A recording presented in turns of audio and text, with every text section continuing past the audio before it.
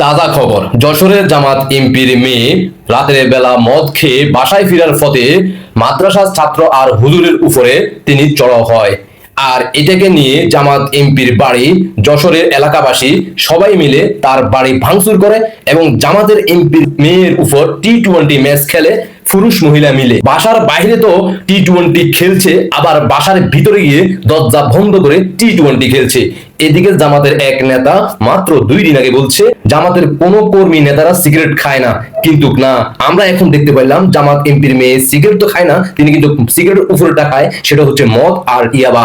শুনতে থাকুন। শিবিরের ছেলেরা একটা সিগারেটও খায় না। তুমি একটা শুনলেন তো? এবার আসুন যশোরের কি অবস্থা। সন্ধ্যাবেলায় জামাতের আমাদের বাগারপাড়ার যে এমপি গোলাম রসুল সাহেবের মেয়ে, উনি নেশাগ্রস্ত অবস্থায় আইছে, এসে এখানে বাচ্চারা কোরআন শরীফ পড়তে আসে সন্ধ্যাবেলায় আর কি, ওখানে খেলাধুলা করতেছে। উনি এসে উনার রাগ হয়ে গেছে যে খেলাধুলা করতে বলি বাচ্চাদেরকে উল্টো পাল্টা গালিগালাজ করেছে, প্লাস মেরেছে। দেখেন বাচ্চাটার অবস্থা, বাচ্চা খুঁজে পাচ্ছিল না। পরে দেখি দোকানের ভিতরে, মাদ্রাসায় আসবে না শুনে দেখেন বাচ্চারা জিজ্ঞেস করতেছে মাদ্রাসা থেকে, মানে আর মাদ্রাসায় আসবে না এরকম ভয় দেখাইছে। পরে যখন হুজুর আইছে, হুজুর এসে জিজ্ঞেস করেছে যে আমার একটা ছাত্র যদি কোনো অন্যায় করে থাকে আপনি আমারে বলবেন।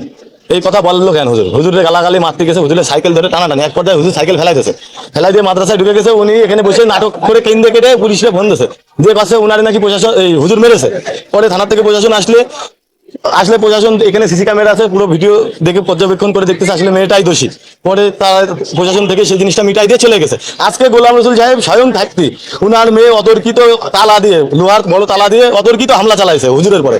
হুজুর মেরেছে, প্লাস আমার বড় ভাবি তার মেরে মাথা ফাটাই দিয়েছে, 3টে সেলাই পড়েছে। তারা হচ্ছে ইসলাম প্রচার করে তারা মানে আজকে সংসদে গেছে। সেই দল কিভাবে তার ফ্যামিলির লোক আজকে মাদ্রাসার ছোট ছোট 7-8 বছরের বাচ্চাদের উপরে এরকম ভাবে হামলা করে। উপর থেকে আপনার এখানে গরম পানি মারে বাচ্চাকে, ছেলে পেলে এর আগে আমার ছেলের মেরেছে, বুঝলেন? তারপরে একটা মহিলারে তালা দিয়ে মাথা ফাটাই দিচ্ছে একেবারে। কোন ধরনের কাজ বাজে? কোন ধরনের মানুষের ভিতরে পারে না মানুষের ভিতরে পারে? এই বাড়িওয়ালারা খুবই টর্চার হয় বাচ্চাদের সাথে, জানেন না? ছোট ছোট বাচ্চাদের একটু তো কোলাহল করবে, যেমন একটা প্রতিষ্ঠান মাদ্রাসা, ওনাদের সাথে ডিস্টার্ব ফিল হয়, ওরা অনেক ঝামেলা করে। তাহলে এই বাচ্চাদের লাঠি নিয়ে দাঁড়ায়, তারা দেয়, ওদেরকে মারবে ভয় দেখাচ্ছে। নাসির হুজুরকে মারছে, বাচ্চারা বলে কুকর্ম করে, ওরা কি বুঝে এসবে? বলছে এগুলো হুজুর সাহেব আছে, হুজুরের উপর টর্চার করে। আজকে গার্জিয়ানের মাথা ফাটাই দিছে, কালকে ডেকে নিয়ে বাচ্চারও খাবার দিছে। কি শুনলেন তো? এই ভিডিও যখন ভাইরাল হয়ে গেছে, এদিকে সাদিক কাইম আর জামাতের আমির শফিক কাকু বলার চেষ্টা করতেছে এটা এআই দিয়ে তৈরি করা, এগুলো মিথ্যা। কিন্তু অন্যদিকে সাধারণ জনগণ যাইয়া তাদের বাড়িঘর লুটপাট তো করছে, মেয়ের উপর টি-20 ম্যাচ খেলে দিছে। অন্যদিকে তাদের বাড়িও ভাঙচুর করছে, কারণ 5 আগস্টের দিন ধানমন্ডি 32 ভাঙার পরবর্তীতে তারা খুব আনন্দ উল্লাস করছিল, মানুষের ঘর বাড়ি ভেঙে তারা উদযাপন করছিল। আল্লাহর কি নীলা খেলা। এইবার দেখো, তোমরা ক্ষমতা থাকায় অবস্থায় তোমাদের উপরে সাধারণ জনগণ মানুষের সাথে যে বিশ্বাসঘাতকতা করছো, তোমাদের অন্তরের রূপ যে বের করে দিয়েছে সৃষ্টিকর্তা, আর সেটার প্রতিফলন তোমরা ক্ষমতা থাকার অবস্থায় পাচ্ছ।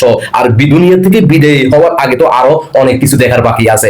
আশা করি সবাই বুঝতে পারছেন। সাদিক কাইম আর উরুফে জামাতের আমির ডক্টর শফিক কাকু কি বিষয়টা জানেন নাকি? এখন এই জামাতের এমপিকে কি তাদের দল থেকে বহিষ্কার করা হবে কিনা, আর জামাতের এই এমপির মেয়েকে কি সাধারণ জনগণের হাতে তুলে দেওয়া হবে কিনা, কারণ তারা তো আবার ফর্দাশীল। আশা করি বুঝতে পারছেন। ধন্যবাদ সবাইকে।